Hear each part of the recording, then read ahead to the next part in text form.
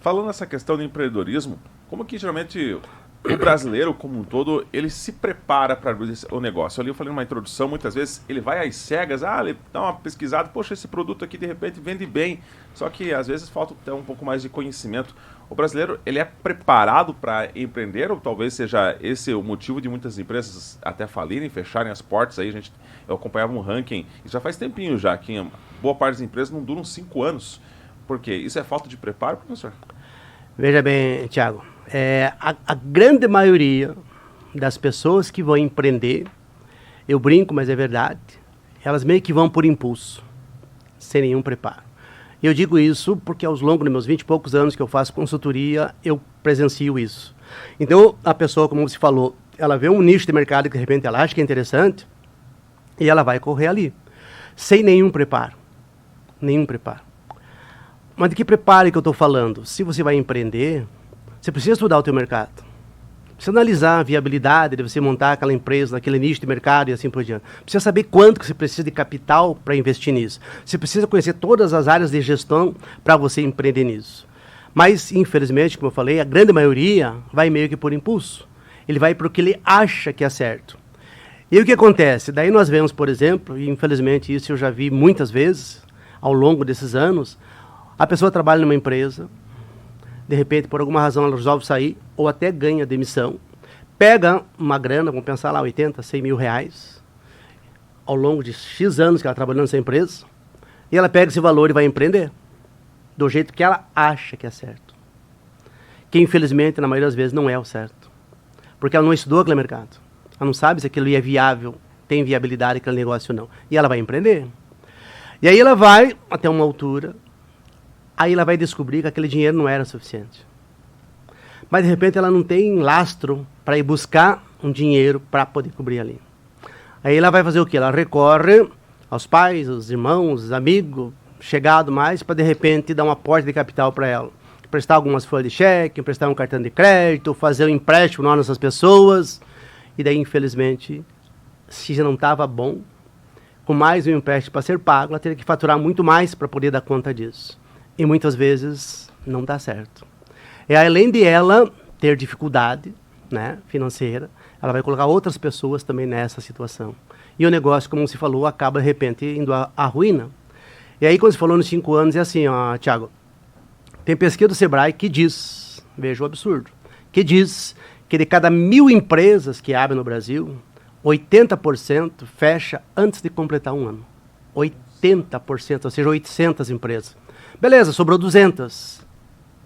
Dessas 200 que sobraram, ou seja, 20%, vai chegar no 5º ano, no máximo 3 empresas, de cada 1.000.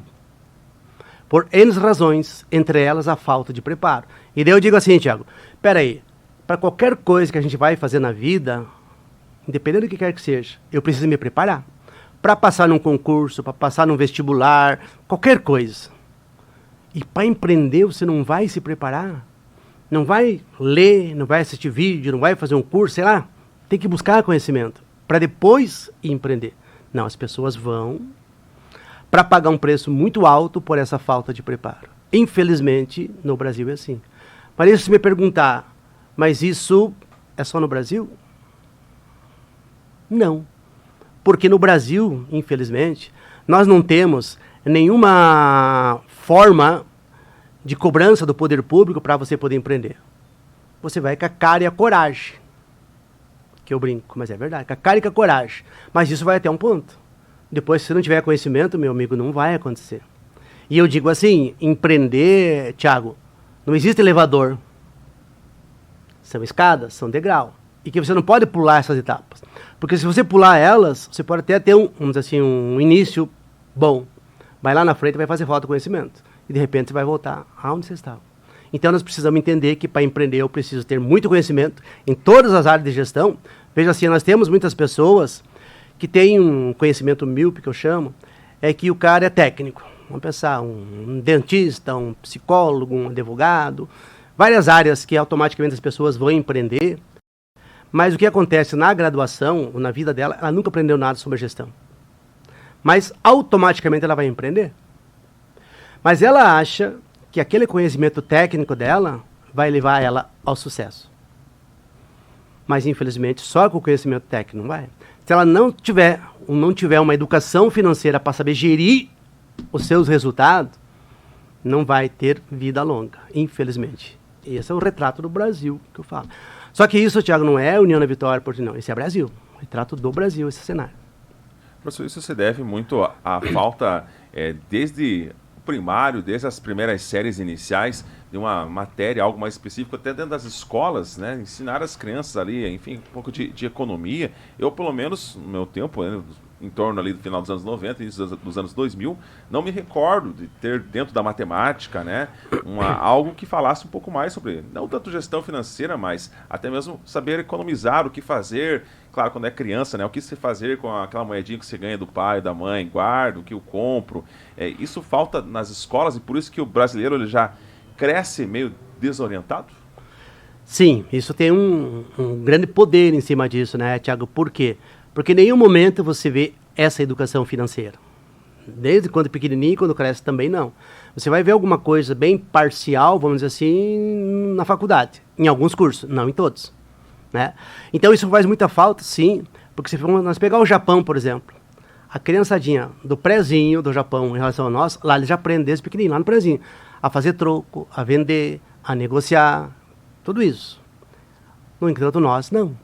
Então isso carece muito, por isso que, infelizmente, nós não temos uma educação financeira, nem enquanto pessoa, nem enquanto profissional e nem enquanto empresário, na grande maioria. Por isso que, se você pegar lá o Serasa, por exemplo, 90 e poucos % da população brasileira está endividada. Por quê? Porque não tem uma educação financeira. E como a gente comenta sempre, o brasileiro, infelizmente, na nossa cultura, ele primeiro gasta para depois ver como é que ele vai pagar. Se nós pegarmos países de primeiro mundo, é o inverso. Eles primeiro ganham para depois eles gastar. Então, essa falta de educação financeira nas escolas faz muita falta para as pessoas ao longo da sua vida inteira. Por isso que o brasileiro normalmente vive endividado, infelizmente.